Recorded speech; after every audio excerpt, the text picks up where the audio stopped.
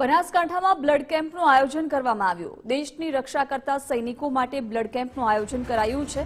ડીસાના કલ્યાણપુર ગામે બ્લડ કેમ્પનું આયોજન કરવામાં આવ્યું। રક્ત કેમ્પમાં 1100 બોટલ રક્ત એકત્રિત કરાયું હતું। પીએન માળી ફાઉન્ડેશન દ્વારા મેગા બ્લડ કેમ્પ યોજાયો હતો।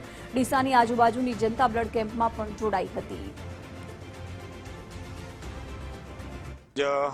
મોટી સંખ્યામાં ભાગ લેવા બધા વધાર્યા છીએ અને છેલ્લા 4-5 દિવસથી અમે સોશિયલ મીડિયાથી બધાને અમે એવું કીધેલું કે આપણે આ જે અત્યારે સૈનિકો માટે ક્યારેક ઇમરજન્સી બ્લડની જરૂર પડી જાય તેનું માર્ગદર્શન અમારા સાંસદ સભ્ય શ્રી મહેકભાઈ નાયક, જિલ્લા પ્રમુખ શ્રી કીર્તિસિંહ વાઘેલા બાપુ, બનાસકાંઠા કલેક્ટર સાહેબ, બનાસકાંઠા એસપી સાહેબ અને મોટી સંખ્યામાં આજે બધા જોડાયા પણ છે। ફાઉન્ડેશન દ્વારા આજે આ બ્લડ કેમ્પનું આયોજન કરવામાં આવ્યું છે।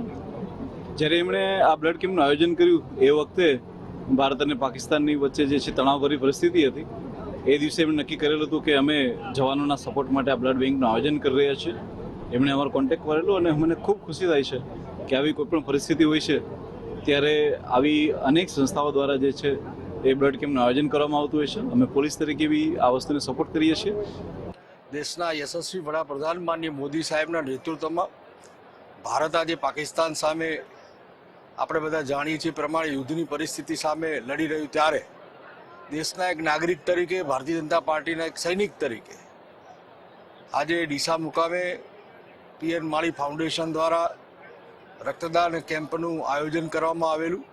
જિલ્લાના અધ્યક્ષ માન્ય કીર્તિસિંહજી વાઘેલા, માન્ય દિનેશભાઈ અનાવાડિયાજી, માન્ય ગોવાભાઈ, અમારા પ્રદેશ બક્ષબંધ મોરચાની ટીમ, સૌ રક્તદાતાઓની ઉપસ્થિતિમાં આજે રક્તદાન કેમ્પનું આયોજન કરવામાં આવ્યું છે।